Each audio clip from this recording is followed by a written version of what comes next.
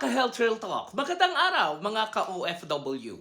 Welcome sa Health Real Talk kung saan walang paasa, puro paalala lang.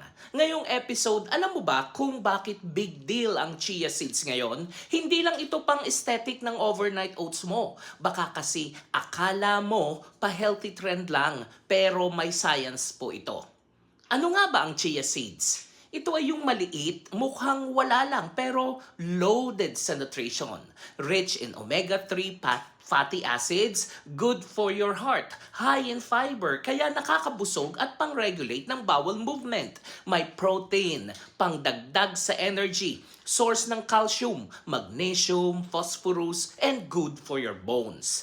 Isang kutsara ng chia seeds, halos 5 gramo na agad ang fiber. San ka pa? Kaya no wonder kahit sa Middle East at sa OFW community, marami ang nahuhumaling dito.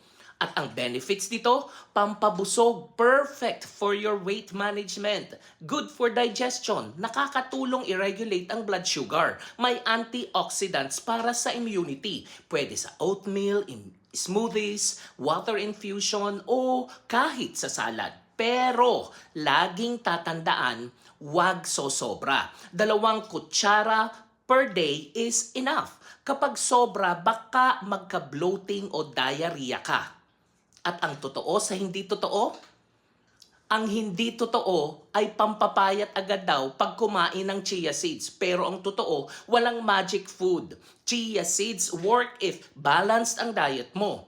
Hindi din totoo, safe ito kahit kanino. Pero ang totoo, kung may allergy ka sa seeds, better consult a doctor. The more the better. Pero ang totoo, moderation is the key. Kaya mga ka-Health Real Talk, hindi lahat ng trending dapat tikman ng sobra-sobra.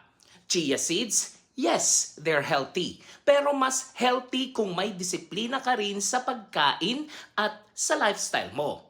Ito ang Health Real Talk, ang chia, hindi chika, kundi check and balance sa buhay mo. Share mo ito kung lalo na sa mga mahilig magpa-healthy pero binge eating naman pala. Ako si Arlene para sa Health Real Talk. Have a nice day everyone.